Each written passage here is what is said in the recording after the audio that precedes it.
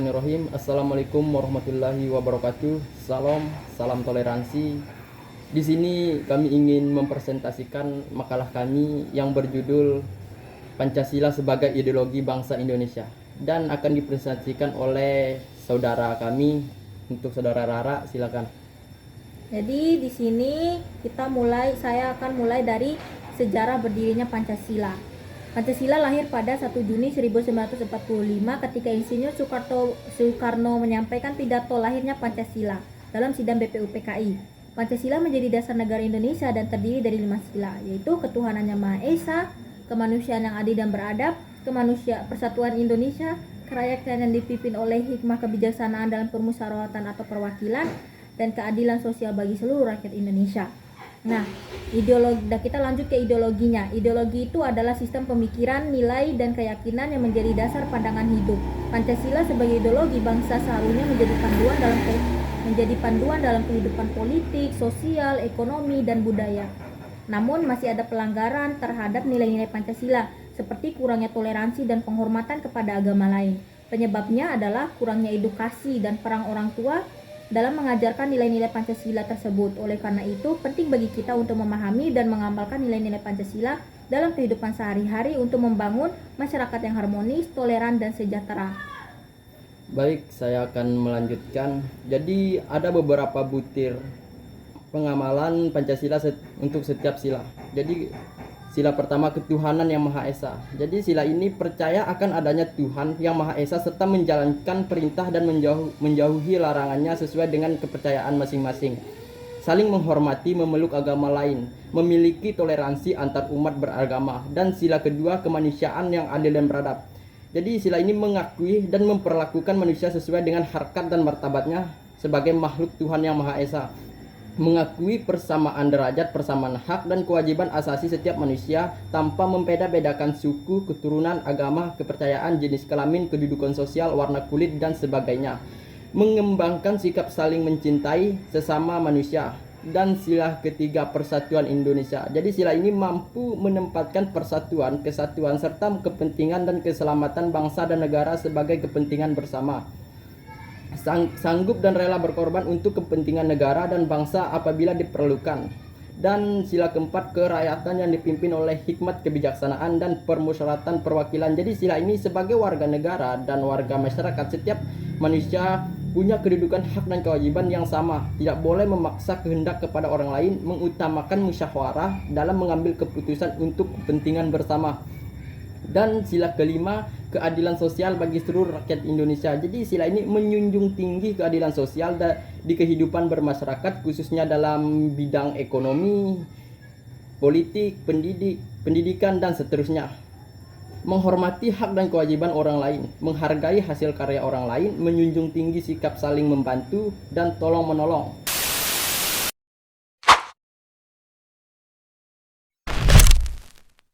Di sini saya ingin mewawancarai senior kami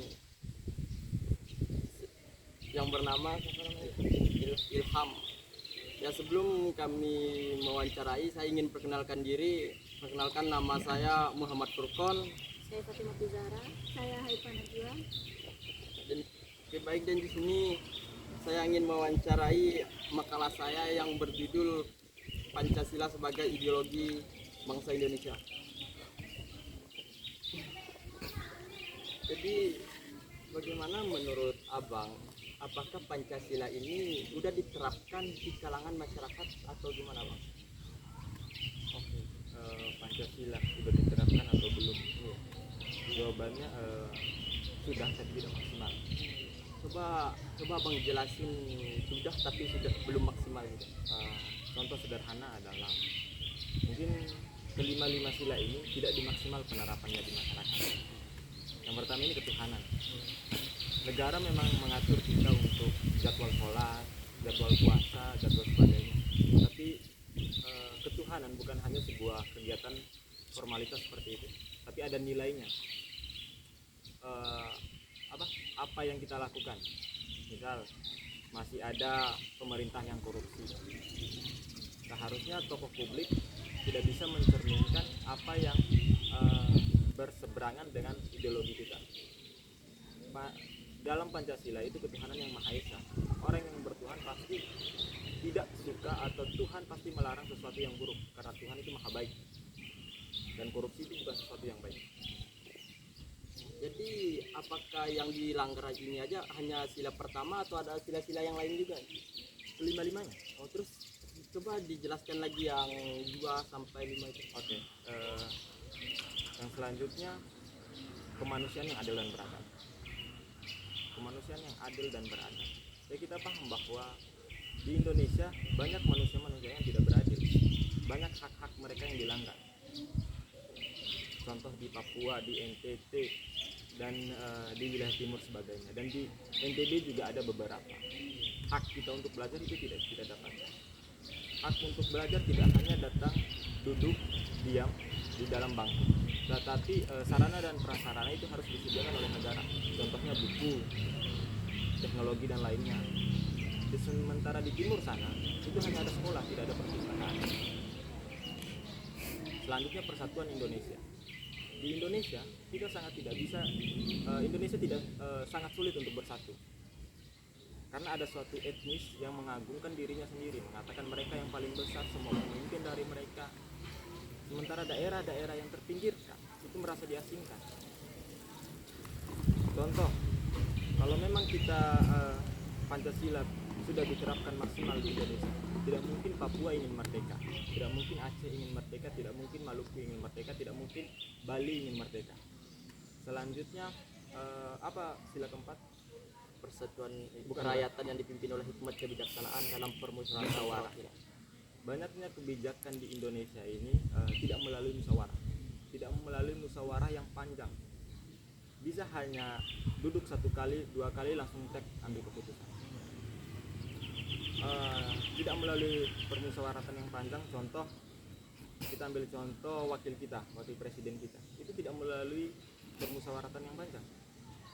Kalau itu melalui permusyawaratan yang panjang, tidak mungkin ada DPR yang pro dan kontra atas keputusan itu, karena itu adalah hasil keputusan, dan itu adalah hasil top 1-2 malam saja. Keadilan sosial bagi seluruh rakyat Indonesia, itu keadilan sosial bagi seluruh rakyat Indonesia itu sangat belum dimaksimalkan atau sangat susah untuk dimaksimalkan. Seperti yang saya katakan di awal, negara-negara yang di ujung timur, yang di ujung-ujung itu sangat susah mendapatkan akses untuk kesejahteraan. Contohnya di NTT, jangankan NTT untuk berpendidikan, untuk mengenyangkan perut saja itu susah. Jadi bagaimana tingkat stunting di NTT itu tidak tinggi, sementara kekayaan dan kekayaan alamnya dan sebagainya diambil oleh negara untuk memperkaya hanya satu daerah saja. Jadi solusinya biar kelima sila ini diterapkan secara maksimal itu gimana Pak? Dan solusinya? Ya, solusinya kalau dari saya pribadi, solusinya adalah kita menerapkan pendidikan yang rata dari Sabang sampai Merauke. Karena konflik sentral di dalam kenapa Pancasila ini tidak diterapkan, karena memang kita kekurangan pendidikan, kita kekurangan edukasi, kita kekurangan pengetahuan. Jangankan kita masyarakat yang awam, pemerintah saja saya rasa mereka tidak berpengetahuan. Jadi kita terapkan pendidikan dari awal, dari SD sampai kuliah, yang pendidikan yang memang kualitasnya bagus, tidak seperti sekarang. Kalau seperti sekarang, anak SMA saja tidak bisa perkalian, anak SMA saja tidak bisa baca. Terus itu di masyarakatnya, sementara di pemerintahannya adalah bagaimana pemerintah bisa memutuskan suatu hukuman yang setimpal lah, seimbang. Contoh kemarin ada korupsi yang sampai 1.000 triliun, hukumannya cuma 6,5 tahun. Itu kan tidak adil itu. Pekerjaan apa yang cuma 6 tahun bisa menghasilkan 1.000 triliun? Ya, mungkin segitu saja wawancara dari kami.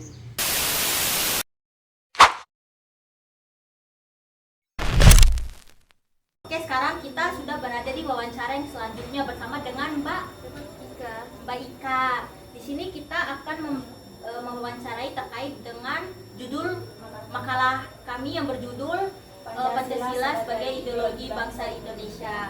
Sini kita akan mewawancarai dengan pertanyaan, apakah ideologi Pancasila ini udah diterapkan di kalangan masyarakat? Menurut saya bahwasanya seperti yang saya lihat di masyarakat luas, ideologi Pancasila mungkin sudah cukup diterapkan ya di masyarakat luas, seperti kita lihat di keseharian saya juga. Terus nilai-nilai Pancasila mana yang paling diterapkan di kalangan masyarakat? Mungkin bisa di sila pertama dan sila kedua ya, seperti saya lihat di kehidupan real life saya, bahwasanya bagaimana kita bisa bebas terhadap untuk memilih agama kita. Tidak perlu kita ngerasa bahwa oh ini salah apa enggak, jadi kita bebas untuk memilih agama kita. Terus kemudian di sila kedua bagaimana kita saling menghargai sesama, perbedaan yang ada, baik itu perbedaan agama, perbedaan suku, perbedaan ras. Jadi ketika kita bergaul dengan banyak orang di berbagai kalangan, itu dia tidak merasa dikucilkan, karena ya itu sila kedua telah diterapkan di kehidupan mereka. Jadi kesimpulannya di sini itu Pancasila merupakan ideologi bangsa Indonesia yang lahir pada tanggal 1 Juni 1945 melalui pidato Ir Soekarno dalam sidang Badan Penyelidikan Usaha Persiapan Kemerdekaan Indonesia atau bisa disebut BPUPKI. Pancasila terdiri dari 5 sila yang menjadi sumber nilai, norma, dan arah bagi seluruh aspek kehidupan berbangsa dan bernegara. Sebagai ideologi terbuka, Pancasila bersifat dinamis dan tidak memaksakan kehendak, sehingga dapat berkembang sesuai dengan kebutuhan zaman tanpa kehilangan jati dirinya. Pengamalan nilai-nilai Pancasila dapat berupa sikap ditunjukkan dalam kehidupan sehari-hari, seperti toleransi antar umat beragama, menghormati dan hak kewajiban orang lain, dan menjunjung tinggi keadilan sosial. Saran: untuk meningkatkan pengamalan nilai-nilai Pancasila, perlu dilakukan upaya untuk meningkatkan edukasi dan kesadaran masyarakat tentang pentingnya pengamalan nilai-nilai Pancasila. Selain itu, mempromosikan toleransi dan menghormati perbedaan juga sangat penting, meningkatkan kesadaran akan pentingnya keadilan sosial.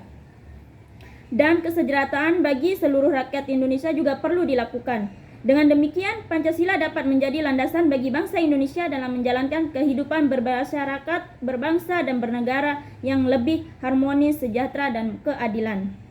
Oleh karena itu, penting bagi kita untuk memahami dan mengamalkan nilai-nilai Pancasila dalam kehidupan sehari-hari kita. Baik, mungkin segitu saja presentasi dari kami. Lebih kurangnya kami memohon maaf. Wabillahi taufiq wal hidayat. Wassalamualaikum warahmatullahi wabarakatuh.